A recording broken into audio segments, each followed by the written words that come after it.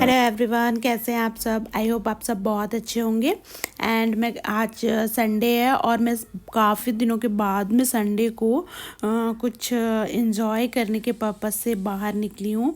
तो पिक्स की जिद थी कि मम्मा बहुत दिन हो गया डोमिनोज़ नहीं गए हैं, मुझे पिज़्ज़ा खाना है डोमिनोज़ का। घर पे तो हम बना लेते हैं बट उसे डोमिनोज़ वाला होता है ना, बच्चों को थोड़ा सा बाहर संडे को जाना होता है।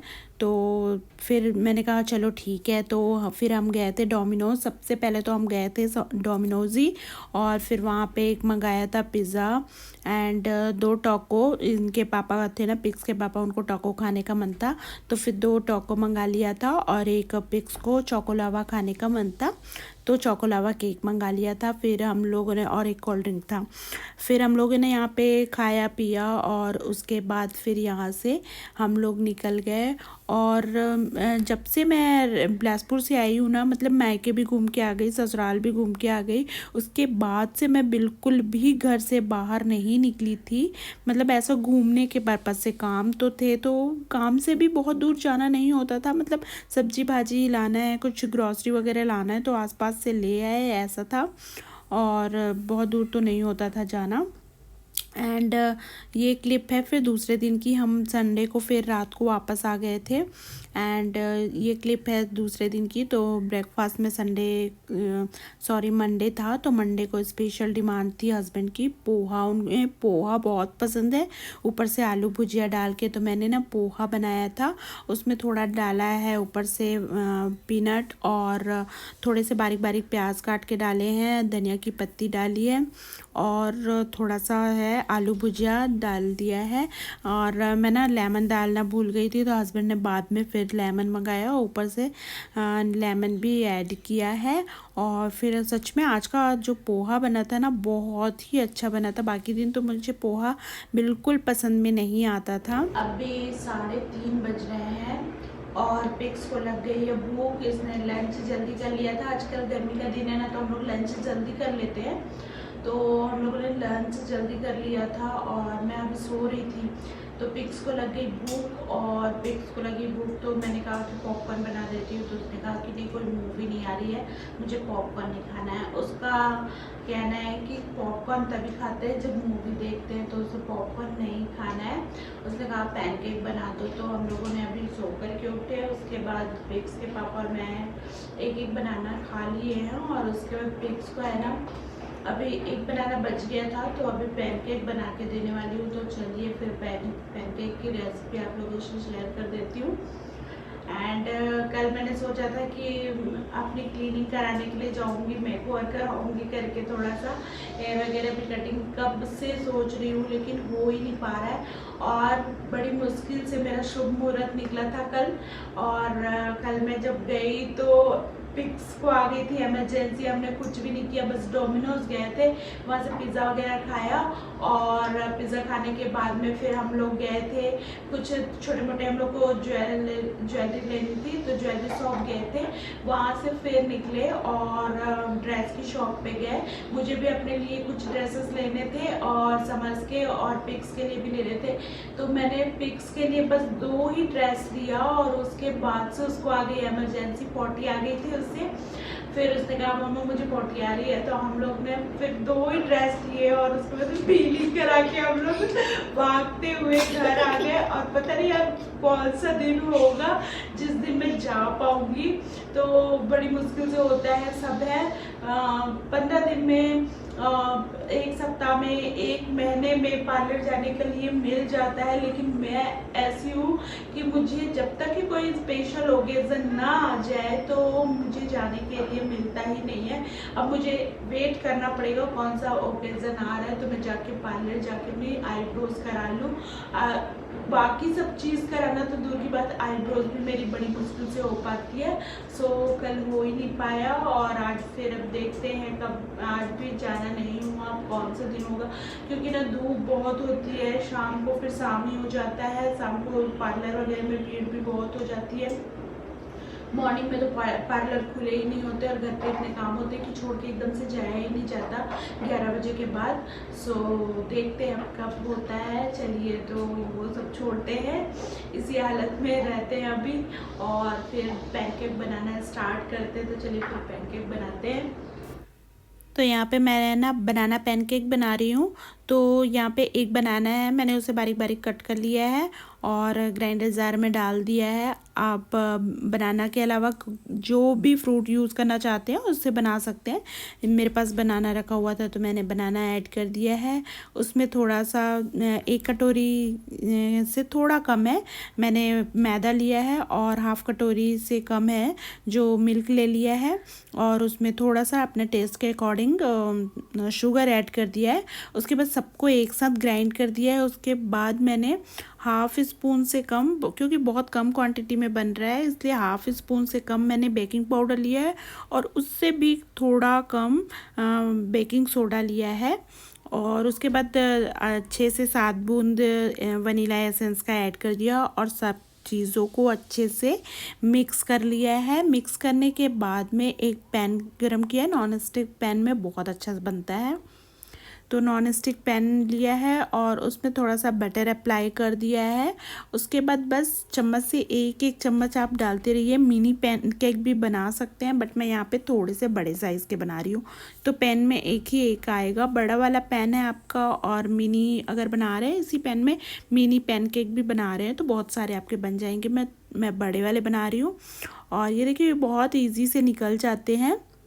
और बनाना डला हुआ है करके ये थोड़ा सा फ्लपी ज़्यादा हो रहा है, अदरवाइज़ ना ये और भी इजी निकल जाते हैं। चिपकते तो बिल्कुल भी नहीं है, आप कुछ भी चीज़ ऐड कर लो बट बनाना डला होता है ना तो थोड़ा सा फ्लपी ज़्यादा होता है, सॉफ्ट मॉइस्ट ज़्यादा हो जाता है इसमें। तो थोड़ा सा ऐसा लगता है कि वो नीचे चिपक रहा है बट ऐसा होता नहीं है। तो ये देखिए एक पहला पैनकेक बन गया। इसी तरीके से मैं सारे पैनकेक बना लूँगी। और जैसे ही मैं बनाते जा रही थी ना पिक्स उठा के ले जाते जा रही थी। उसके खाने के बाद उसके पापा ने भी खाया।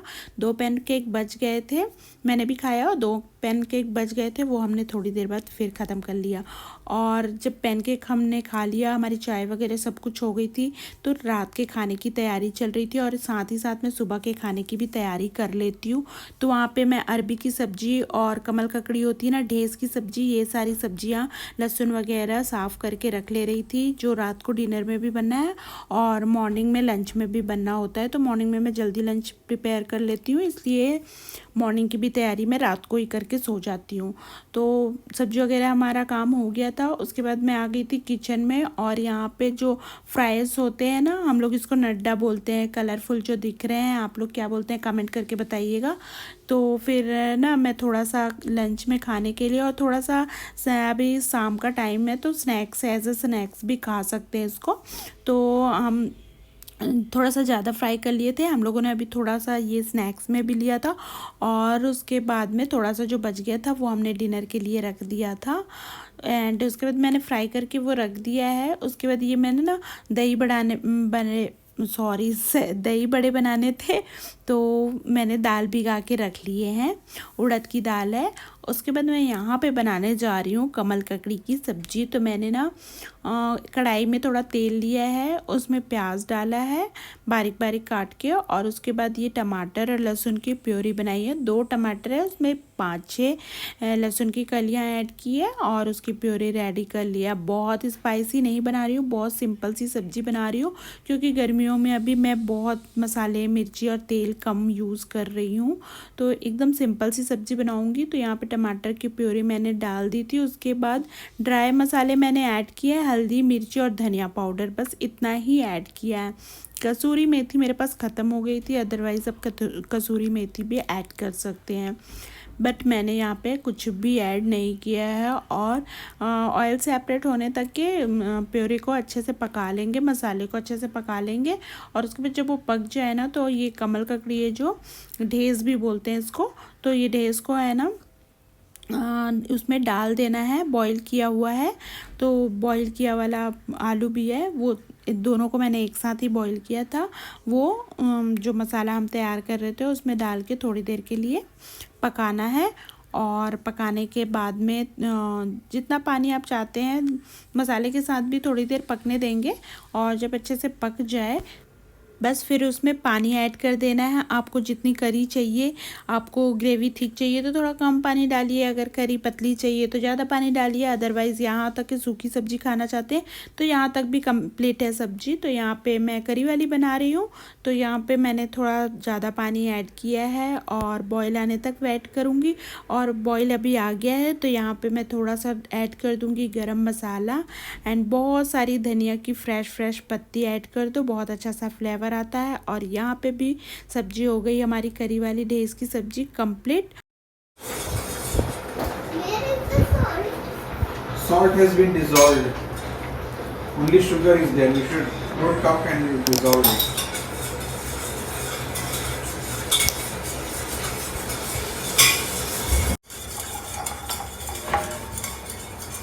My ice is melting. Okay. Pixie, please bring me a strainer. The meaning of dissolve. Dissolved. It is mixed with water completely. It is dissolved. Any solid which mixes completely with water, it is called dissolved. You want more? Yeah.